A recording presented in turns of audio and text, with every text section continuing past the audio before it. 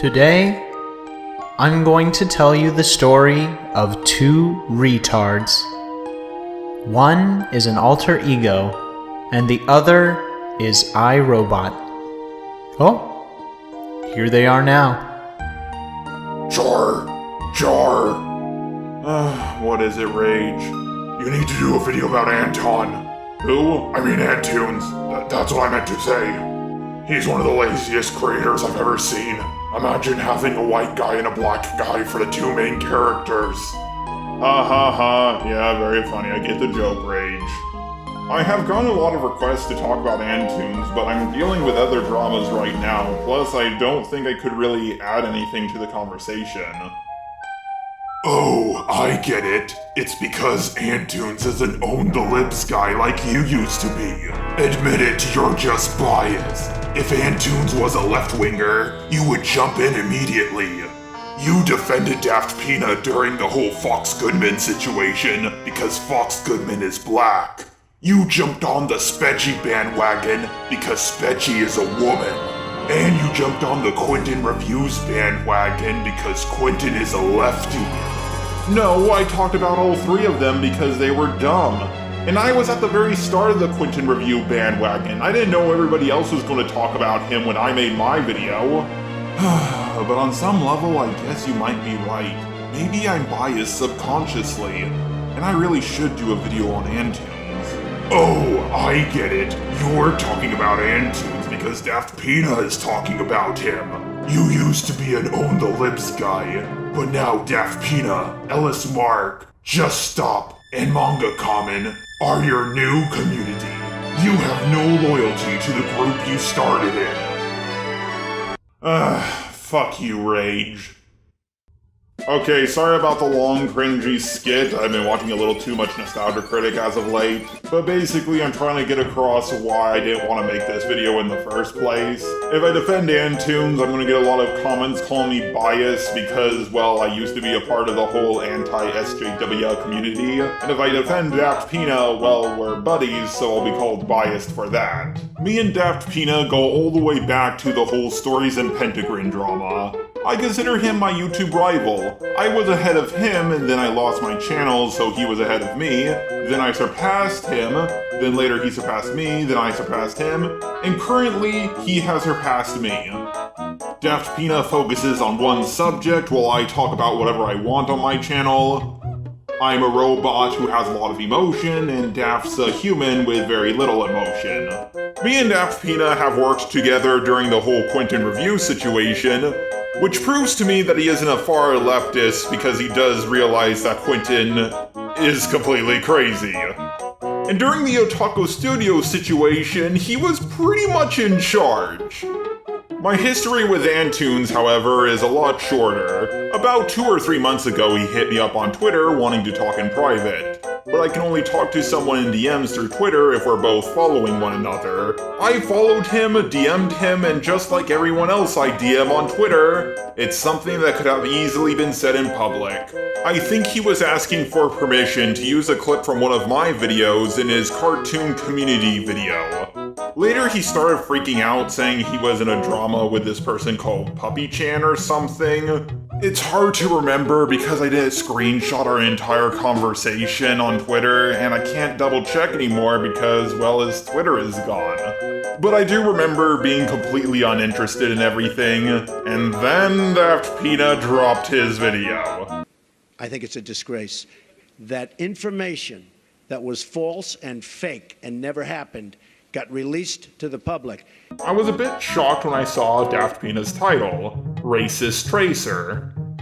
At this point, I didn't know Antoons that well, but I do remember this clip in the video he was talking to me about. He would also talk about black characters in cartoons, which is commendable in a way. It just didn't seem like something a racist person would say, but I decided to check out Daft Peanut's video nonetheless.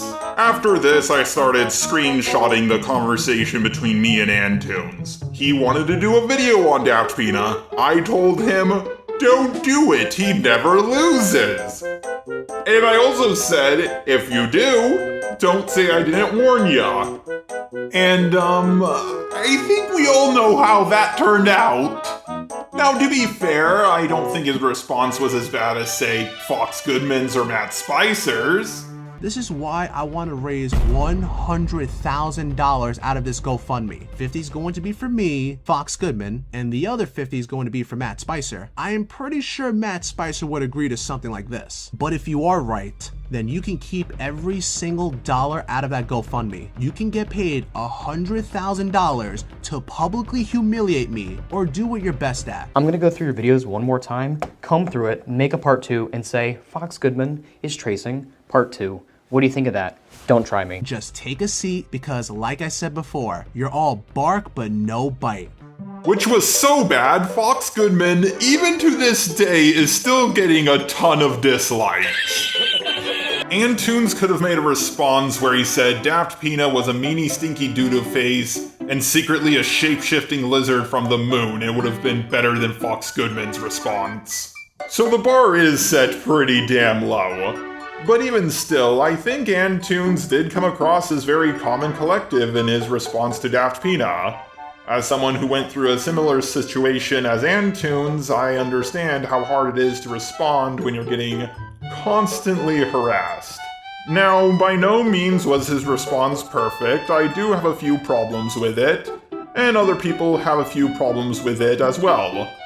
But I'm not here to talk about his response. I'm more here to talk about what happened afterwards. The drama with Antoons quickly went from bad to worse, and while I did think Antoons had a shot at getting out of this situation, he started flagging videos, and that's something I simply cannot defend. Now, to Antoons and Antoons supporters, I'm going to take a guess at the argument you're going to make, but they were lying about Antoons and saying untrue things. That may or may not be true, but if you flag a video, it's going to cause a Streisand effect. The more you try to ban something, the bigger it gets. Especially here on YouTube.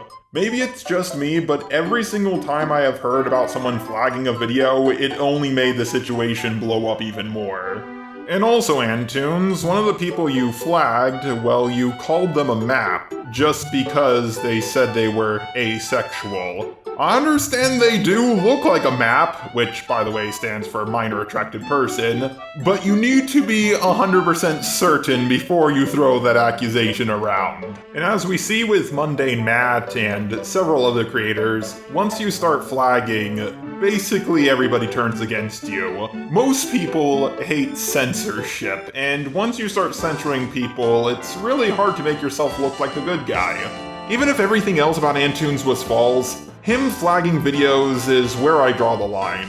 Now I want to make this clear, by no means do I think Antoons and Mundane Matt are on the same level. Mundane Matt is a talentless hack, and Antoons actually is a pretty good creator. He creates animations, art, video games, he has a lot of talent. Now I could make a 5-hour-long video talking about all the bad things Antoons has done, while also defending him a little from the allegations that I think are false. But I think Antoons is more willing to listen to me than a lot of other people, and I don't want to squander that opportunity and just repeat what everybody else has said to make my video longer so I get more ad revenue.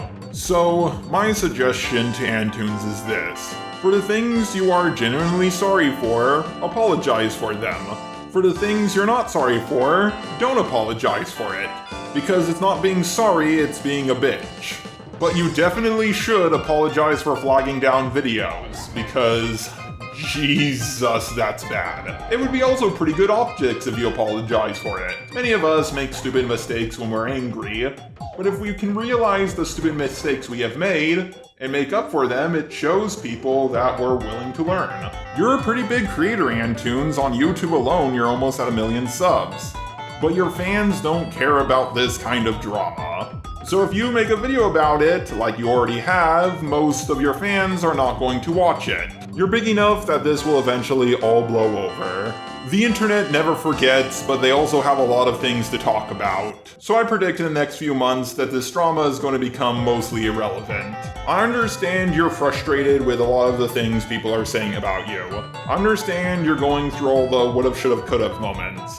I understand what I'm telling you is certainly easier said than done, but I really think this is your best option. And honestly, I just find this drama to be kind of boring and I just want it to end. And I think you do too. I would also take a break from some of your political stuff just for a little bit until this whole thing blows over. People are still going to be pissed at you and leave a few mean comments here or there, but that's better than making the situation even worse than it already is. I understand that the past can hurt, Antoons, but the way I see it, you can either run from it or learn from it.